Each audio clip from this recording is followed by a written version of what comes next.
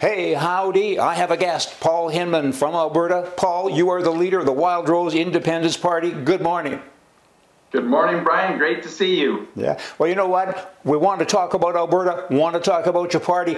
I got to make sure you're on the level. So what I did, adding to your bucket list to get this big screen level, we had to put a couple of buckets under there. Hillbilly heaven, hey. But that's okay. Bucket lists are fine. Being on the level is good. Tell us about the party. You are the leader. Well, Alberta's been in a bad way for a long time, and Ottawa is doubling down on us, whether it comes to our oil and gas, whether it comes to our freedom.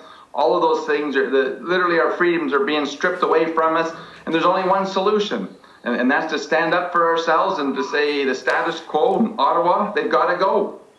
Well, but Ottawa's got an interesting kind of thinking going on, thoughts going on about Alberta, because they don't want Alberta to have oil, but they want Alberta's money. So what happens if Alberta actually separates and becomes independent? What happens to the East? How do they get money?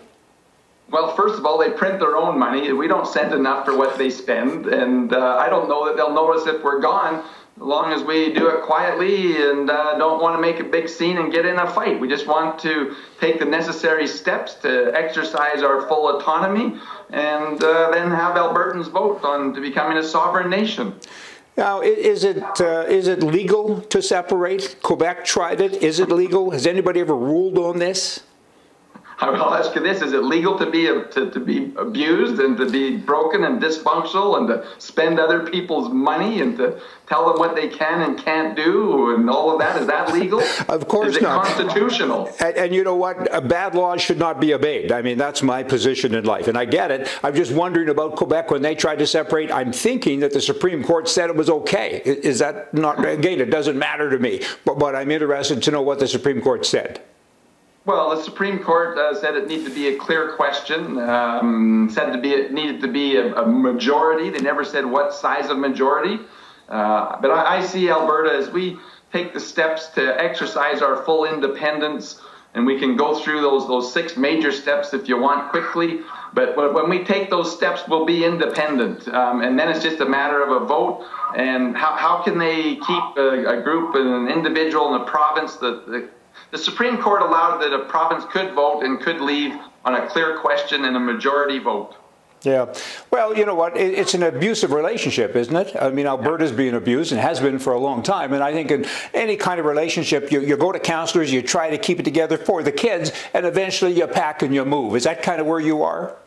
Absolutely. When you got a broken, dysfunctional, toxic relationship like we have, people don't ask for permission to leave. They do it. Sure. And that's the situation that we're in. Like I say, we'll take our different elements that we need to take. You know, the number one thing that our biggest problem is with taxation. We're overtaxed, we're overregulated, and we need to have our own Alberta Revenue Agency with Albertans here in Alberta collecting the taxes and not sending them to Ottawa and begging them to get back. Number 2 we need is a police force. We can't have the RCMP being extended out from Ottawa, whether they're to take our guns or put us in jail for breaking COVID rules. We need elected civilian oversight over our police, and we need a judicial system where we don't have judges writing in their own ideology and bending the Constitution and saying, well, this can now trump that, and it's just unbelievable where we're at. And we do those steps, create the freedom, the prosperity that Albertans deserve and love and prosper under, and it'll be just one step after another, and then we'll have that vote on sovereignty, and I see 70–75% of Albertans on side. Oh my, that's a big number. Now, like, you're a new party. You've only been in existence for about a year, but you've got a neat brand. The word WildRose, of course, has been around for a while. You personally were instrumental in the formation of the original WildRose, so it's kind of cool that you're now doing this and you've added the word independence. I get all that. What about the provincial politics? It would seem to me that the people against you would be the existing government in Alberta and, of course, existing government, all governments probably federally. To me, let me answer my own question partially, is I think the best salesman you have, maybe they work for you, would be Kenny, the Premier of Alberta, and, of course, the Prime Minister of Canada, right? It's because every time they open their mouth and say something about Alberta, more people are in favor of separation. What's your thoughts on that?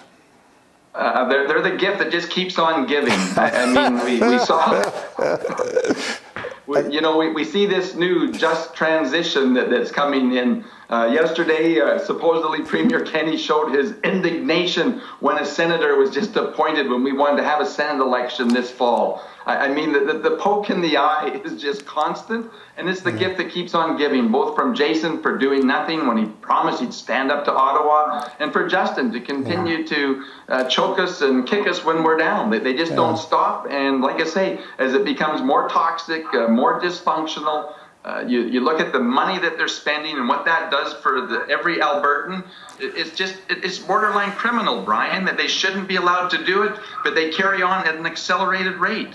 Oh, yeah. No, I get it. 100%. I'm on side with it. Kenney at the Stampede, I found it really interesting. Justin Trudeau comes out and he embraces him and says, welcome to the province. And it kind of made me think about, I always go into personal relationships. I'm happily married, have been forever. But it makes me think anyway about having a wife who beats you up every day, or a husband and steals all your money. And then when he comes home, you go up and embrace and hug him and say, welcome home. And that drives me crazy. And again, he did that. And now he's a little bit upset. And he says, let's have a meeting to decide when the next meeting is. He works for you, and this is good. Polls. You had a poll done recently, or someone did at least, and the results were what with regard to your party, which is only a year old, and the governing party that's headed up by Kenney. What were the results of that?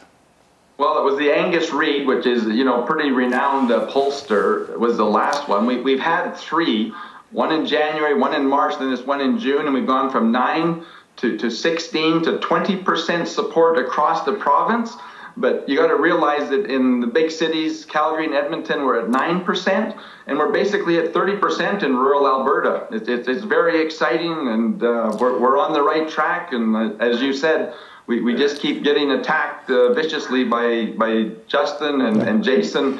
Says he's going to stand up to Ottawa, but what he's really doing is sleeping with Ottawa.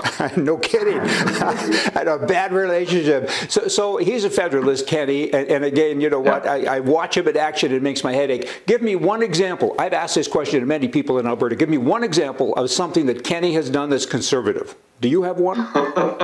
One thing. Well, the only example I can give you is his speech. He talks the talk, but he doesn't walk the walk. Well, so he speaks like a conservative every now and then. He certainly did when he was campaigning. He bamboozled me. I thought, wow, I'll never be involved in politics again. It was thrilling, and I was the most excited I've ever been. And with that excitement came my biggest disappointment, as it is for most Albertans. Jason Kenney has betrayed Albertans. Oh, has he ever? Now, in order to win, you need to have an infrastructure. You have to treat this like a business. The election is supposedly sometime between March and May of 2023. So you have, call it a year and a half to kind of get things happening. And you need an infrastructure. Again, a business, that's what this is. Most people, politicians, treat it like politics when in fact it shouldn't be. It's a business, like the province should be, freedom, etc. Are you set for this business? It's a business opportunity. Are you all set up? Do you all have a good board? Do you have people on the ground that are running? You have 87 ridings. Can you fill the 87 ridings? And if you do, and if you win, will you reduce? You're getting a lot of questions in one sentence. Will you reduce that number 87 downwards, because 87 is too much? Start with what you can remember. Well, I'm going to say right now, current politics, first of all, as a WildRose Independence Party, we have a goal. That goal and that mission is sovereignty. It's freedom. It's protecting the individual's life, their liberty, their property. That's been thrown out by both provincial and federal governments. And it's despicable the way they've taken on this father-like figure to say, we know how to run your lives better. We know how to spend your money better. We know how to regulate let's even give one of the latest ones, to tell farmers that they've got to reduce their fertilizer by 1/3. These people make no economic sense. They don't even make common sense, which, again, that's a little bit of a... what do you want to say? There's no common sense when it comes to these two governments. No. And it's all about power. It's about the transfer of power. It's about oppressing the people, whether it's economically, whether it's just on your freedoms, on education, the propaganda, the censorship. All of those things, Brian, are just a vicious attack against Alberta and our way of life, our values, our principles. and we need to get out. And so I'm going to just stop it there. And let's not be like big government and have omnibus questions. You ask me the specific questions, I'll give you a specific answer. Tell me about your... I guess I'll go back briefly and answer two of them. Yes, we're going to reduce the size of government. It's ridiculous that we have 87 MLAs in the province. Good. And the goal and the battle, and there's never enough freedom fighters. There's never enough Alberta patriots. We want more. We want everyone. This is for everyone. Doesn't matter where your political ideology is. Free Alberta is good from everyone, from the senior caregiver to the oil and gas entrepreneur that wants to do something. And it's about a battle in every CA. And so what we're trying to do, we're at 47 out of 87 CAs that are established. And we go and we work with each of those CAs. I want to see every CA up and running by the end of the year. I would love to see 4 or 5 CAs with nominated candidates by the end of the year. And the process to do that is that they need to sell 500 memberships. They need to have $5,000 in the bank. And they have to have at least one credible candidate that's been vetted to say that, yeah, this is a candidate that's above board, and we're happy to have him run and compete in a nomination. But that's kind of the start. Yeah. But the ground game and the battle is always in every constituency association in all 87 across Alberta. And I'm excited as we go out and meet them. There's just awesome freedom fighters throughout Alberta, and we are going to fight and win. So you're going to be a conservative, capitalist country model. Fair statement? Fair statement. For the world, because the world needs help, right? I mean, the world needs someone to look at. We're going to be the beacon, the light, the attraction for capital. I mean, you look at these so-called tax havens, and they have nothing to offer, basically, except for the protection under the law. Wow, you think of Alberta as a tax haven where someone can come and invest in medical research, where they can build hospitals. I mean, we have the resources, we have the land, the air, the water, the people, the universities.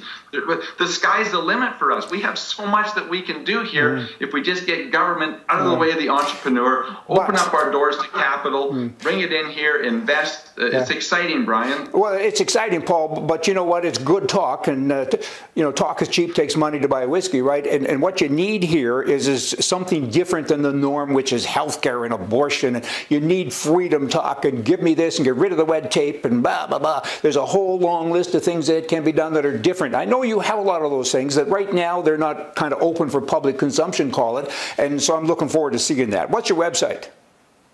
WildRose.party and paulhinman.com. WildRose.party. Okay, I get it. And all of you people watching, join. What does it cost to be a member of the WildRose.party? 20, 30 bucks or something, or 10, or what is it? Well, the best deal is $20 for 3 years or $10 for 1 year. And again, you go online. It's very simple. Just click on the join membership, and it's a quick process. All of you people that are watching, join. And don't do the 3 year or 5 year. Do 1 year at $10 and give 50 bucks. I mean, get with the program. Because you know what? Again, it takes money to move stuff. And then a year from now, you get to do it again. Because you'll be going into the election. Then you give the 10 bucks and 100 bucks.